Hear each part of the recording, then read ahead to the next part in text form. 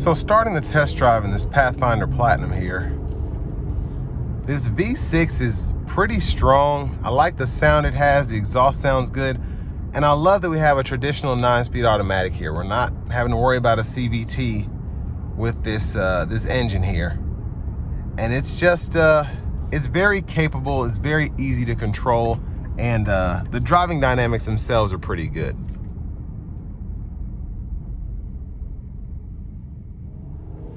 And it comes out of stops pretty nicely. Again, a very linear power curve. You're not having to worry about your turbos or anything like that.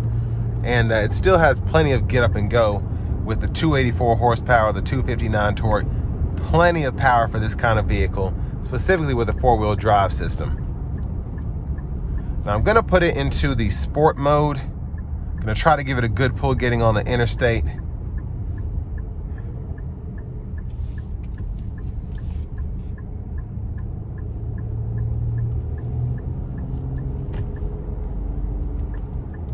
And it looks like I'll have a little bit of space to do a pull, so I'm going to put into the manual mode.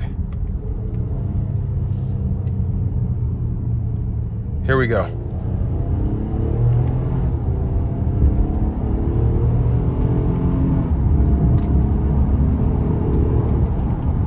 So I mean, it's quick enough. I didn't have as much space as I thought I did because the guy behind me all of a sudden wanted to floor it, but the power is really good here. It's very, very nice. Now I do want to give one more huge thanks to Nissan of Cool Springs for allowing me to review this Pathfinder today. I'll leave a link below in the description. If you're looking to find the best price on one of these closer to home, click that second link down below. It takes just a minute to fill out your information, and I'll make sure the local dealers are fighting to get to the best price on this or whatever new vehicle you might be interested in. But the ride quality is really good. The sound acoustics in here are great. Wind noise is not intrusive at this point. Road noise really not a bother, which is surprising with these size wheels. But it's just very easy to drive, easy to control. And an interesting fact is there's not really a lot of play in the steering wheel here. Even as I go over bumps, it's relatively soft here, even in the sport mode. But I'm gonna put it into the eco mode now. And that might just be Nissan steering. Their steering tends to be a bit more numb on these SUVs, but that's what a lot of people like, so I think they're doing the right thing there.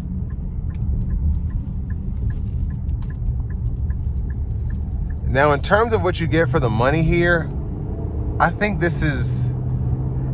expensive, but you get everything. You have 4-wheel drive, you have the top trim, you have pretty much all the luxury amenities you could want with the heated cooled seats, the heated steering wheel, the sunroof, and it's loaded out, I think, for the money.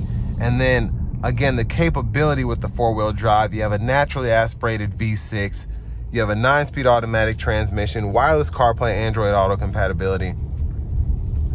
It just the list goes on and on in terms of the features. Love having the heads-up display as well, the steering assist, and I think it's really nice. They did a slight update, and the outside looks really good, but the inside is where it really shines. They were already ahead of the curve with the redesign that came before, but just adding this screen here, the wireless CarPlay, Android Auto compatibility, it was a very nice design choice there. And of course, we've had the digital display, and that's still very nice again. But it's just one of those vehicles that's left that hasn't gone to a 4-cylinder. It hasn't gone to all hybrids. And, you know, if that's what you're into, you still have one more option when it comes to a somewhat off-road capable vehicle with luxury amenities that still has a naturally aspirated V6 here. So all that being said, this will bring me to the end of my review of this 2026 Nissan Pathfinder Platinum with 4-wheel drive.